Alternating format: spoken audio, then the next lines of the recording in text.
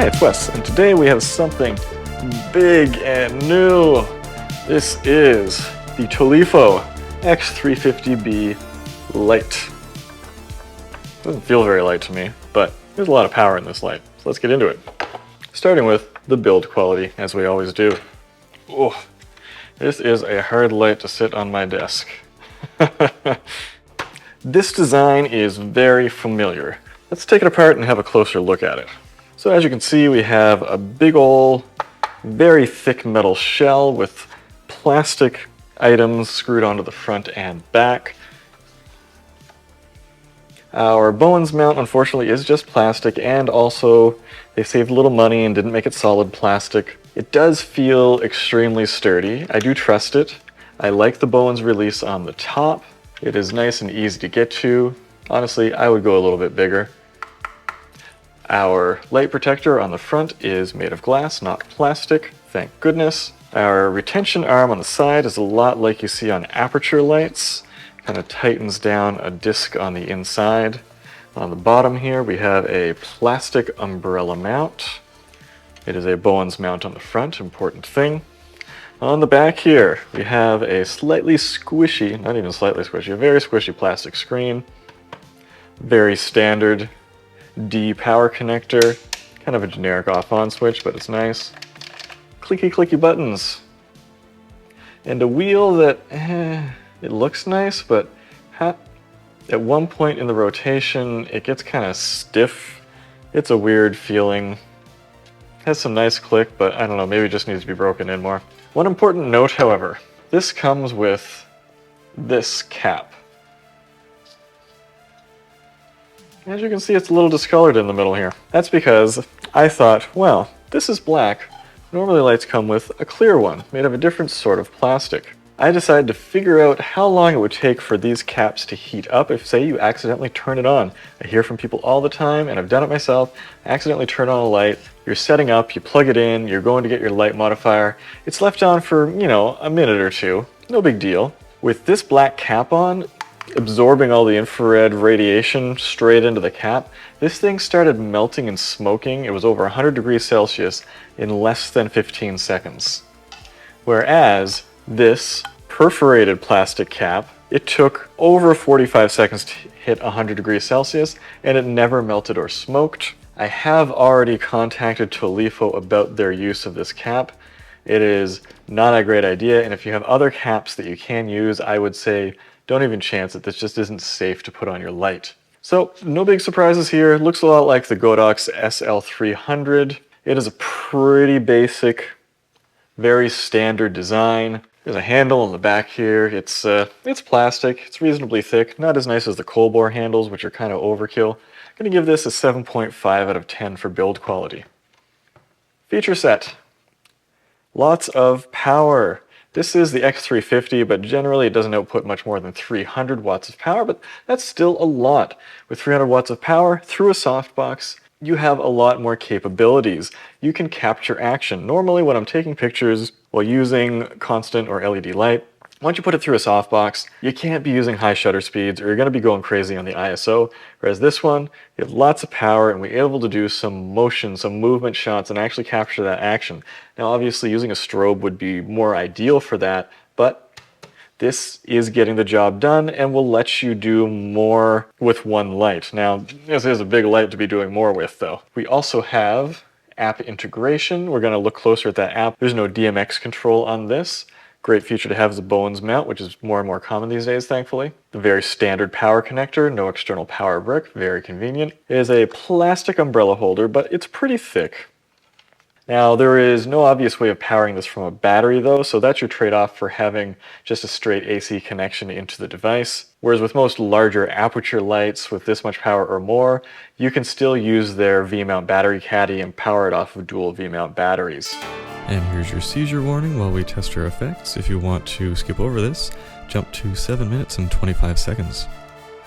And as you will quickly find, we don't have a white balance or CCT control for any of these effects. There's just the speed and the intensity that we can adjust on these, which is problematic.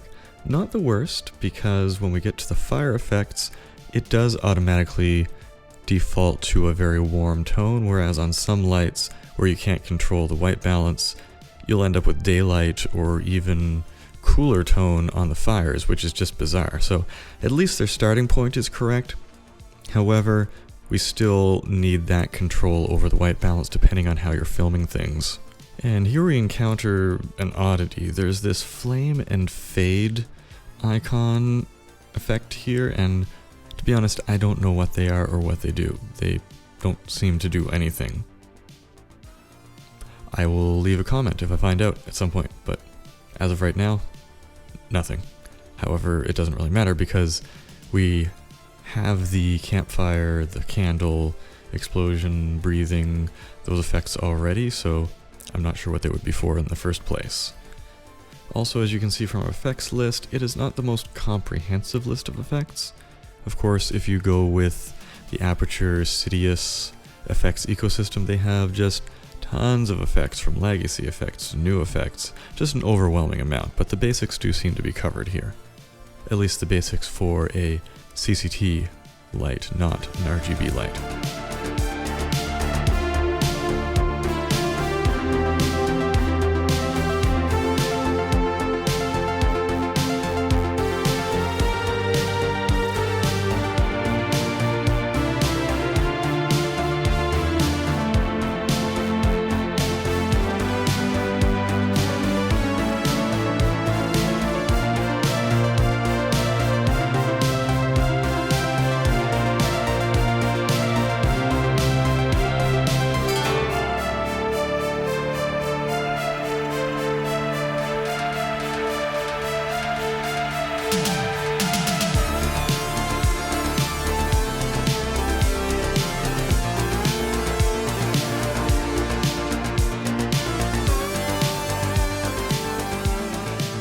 So for feature set, I'm going to give this a 7.5 out of 10.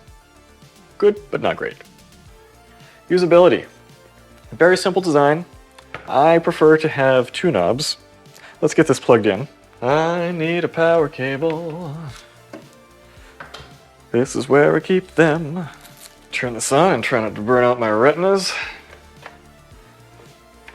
There we go. Power on. Oh. Yep, I hate having only one knob. There is room on the back here for more than one knob. As a matter of fact,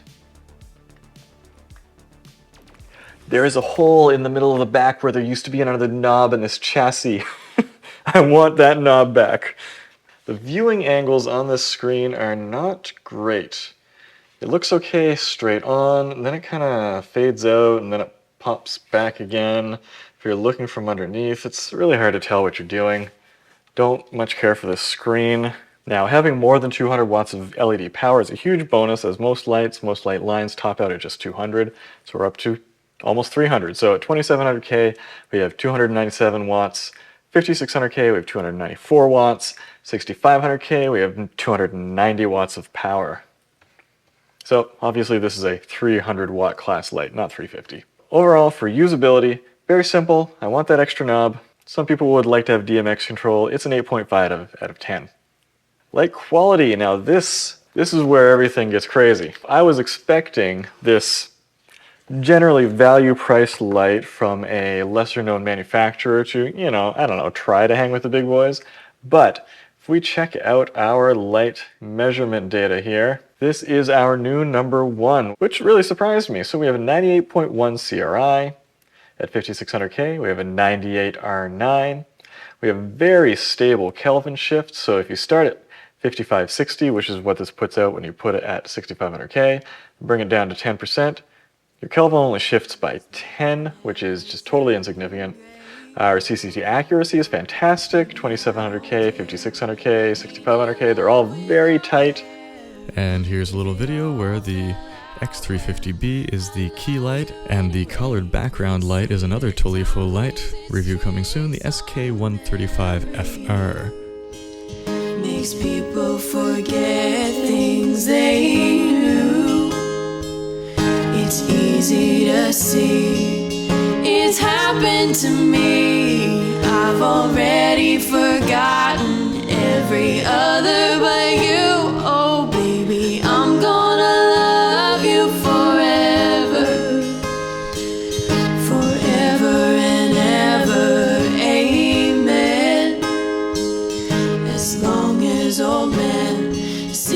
and talk about the weather as long Just very as well-rounded old light friends quality that gives us a 9.5, which is number 1 somehow.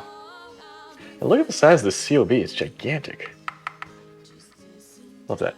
A tip of the hat to you, Tolifo. Moving on to value, and that is where we expect to do well here. We'll have a look. The X-350B Lite is $380, which seems like a lot, but this is a lot of power. So let's look at the other 300 watt class lights that this would compete with. So the closest thing in price is going to be the GVM SD300B. We got that back there somewhere. Really like that light. Nice and solid, modern design. $390, $10 more. We have the Nanlite FS300B, $480. Nanlite Forza 300B Mark II is $1,000. Small Rig RC350B is $940, but it's often on sale for less. Suray C300B, $630. Colbor CL330, $550, and they're a value brand too. The tried and true Godox SL300 Mark III Buy, $590, and the ubiquitous Aperture LS300X is $1,000. Obviously, boom, this is a 10 out of 10 for value. And so that gives us a total score of 85%.